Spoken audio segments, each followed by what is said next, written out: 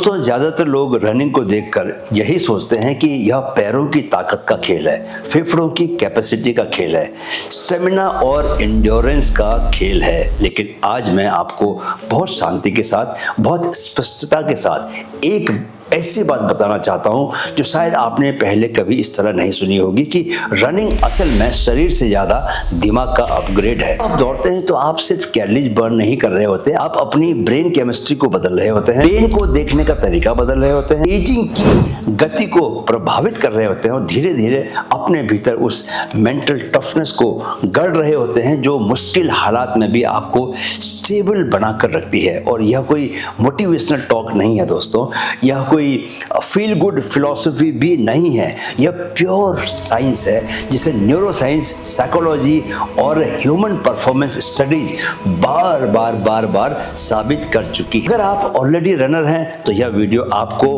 अपनी रन्स को ज्यादा सम्मान देना सिखाएगा, और अगर आप अभी रनर नहीं हैं तो संभव है कि यह वीडियो आपको पहली बार सीरियसली सोचने पर मजबूर कर दे कि रनिंग को जिंदगी में क्यों आना चाहिए। नमस्कार दोस्तों, स्वागत है आपका माइंड फिट चैनल में, जहां मैं आपके लिए चला रहा हूं एक खास सीरीज मिशन मैराथन।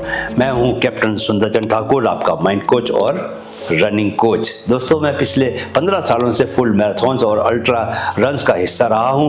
मैं आपको जो बताता हूं यह अपने खुद के एक्सपीरियंस के बेसिस पे बताता हूं। आज सबसे पहले यह बात जानिए कि रनिंग आपके ब्रेन को रिवायर कैसे करती है। दोस्तों, जब आप रेगुलर रनिंग करते हैं तो आपके ब्रेन में एक बहुत खास केमिकल बढ़ता है जिसे न्यूरो साइंस की भाषा में BDNF, brain derived neurotrophic factor कहा जाता है, और आसान शब्दों में दोस्तों इसे ब्रेन के लिए फर्टिलाइजर कहा जा सकता है। BDNF का काम होता है कि नए न्यूरॉन्स के बनने में मदद करना, पुराने न्यूरल कनेक्शंस को मजबूत करना, मेमोरी और लर्निंग की कैपेसिटी को बेहतर बनाना और एजिंग के साथ आने वाले कॉग्निटिव डिक्लाइन से ब्रेन को बचाना। यानी जब आप दौड़ते हैं तो आपका ब्रेन रिजिड नहीं होता, आपका ब्रेन ज्यादा प्लास्टिक, ज्यादा एडेप्टेबल और ज्यादा सीखने वाला बनता है। दोस्तों, रनर्स अक्सर यह कहते पाए जाते हैं क्या कि उनके विचार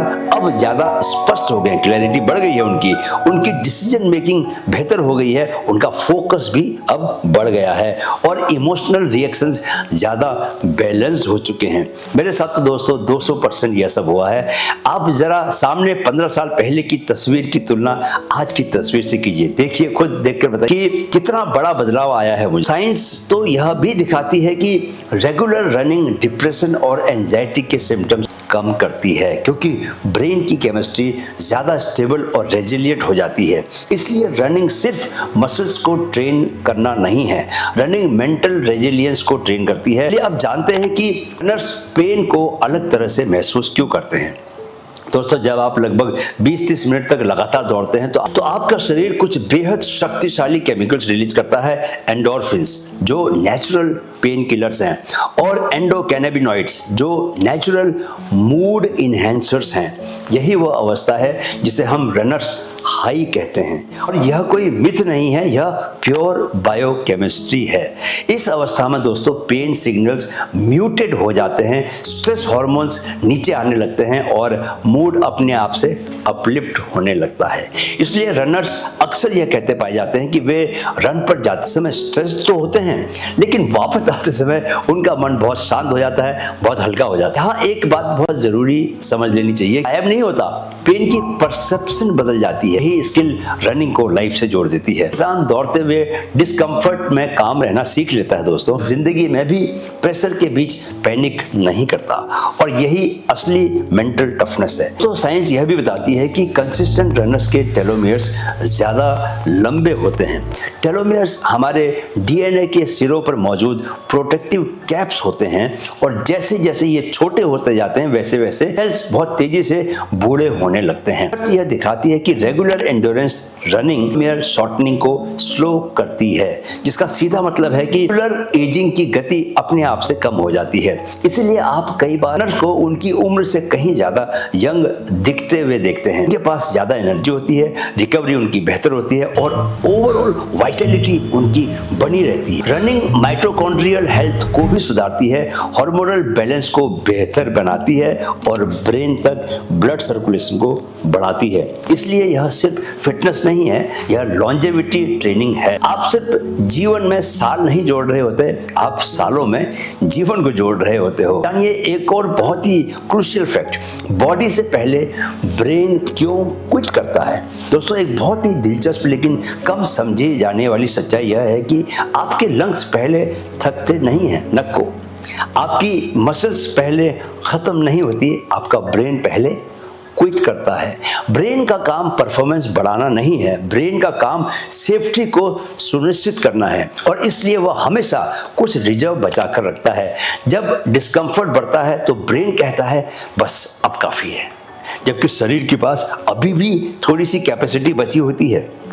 एलीट रनर्स इसी जगह पर अलग हो जाते हैं, डिफरेंट हो जाते हैं, क्योंकि वे डिस्कम्फर्ट टॉलरेंस और मेंटल ओवरराइड और फटीग के बीच फोकस को ट्रेन करते हैं। दोस्तों, मैराथन रनिंग को कहा जाता है कि वह फिजिकल से ज्यादा मेंटल स्पोर्ट है और जो इंसान रनिंग में अपने दिमाग को यह सिखा देता है कि डिस्कम्फर्ट के बावजूद आगे बढ़ा जा सकता है, वही इंसान लाइफ की कठिन परिस्थितियों में भी स्थिर स्टेबल बना रहता है। अब इस सत्य को भी जान लें कि human body was built to run. जी हाँ दोस्तों, ह्यूमन बॉडी को एंड्योरेंस के लिए ही बनाया गया है। Upright posture, spring like tendons, efficient cooling system और ब्रीदिंग का ऐसा डिजाइन जो लंबे समय तक मूवमेंट को सपोर्ट करता है। लेकिन रनिंग का सबसे बड़ा लाभ शरीर को नहीं, माइंड को मिलता है। रनिंग पेशेंस सिखाती है, रिदम सिखाती है, सेल्फ ट्रस्ट सिखाती है और भीतर एक ऐसी शांति पैदा करती है जो नॉइज से नहीं, मूवमेंट से आती है। इसीलिए बहुत से रनर्स कहते हैं कि रनिंग उनके लिए मेडिटेशन जैसा है। शरीर एडेप्ट करता है लेकिन मन ट्रांसफॉर्म होता है।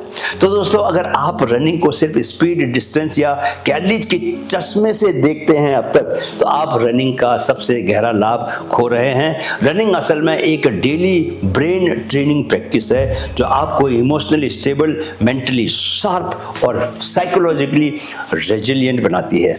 मिशन मैराथन इसी समझ पर आधारित है कि दौड़ सिर्फ शरीर को नहीं बदलती, दौड़ सोच को बदलती है। अगर आप चाहते हैं कि रनिंग आपकी जिंदगी का एक स्थायी हिस्सा बने, जो शॉर्ट टर्म फेज, तो इस चैनल से जुड़े रहिए, क्योंकि आने वाले एपिसोड्स में हम रनिंग को फिटनेस नहीं, लाइफ स्किल की तरह समझेंगे।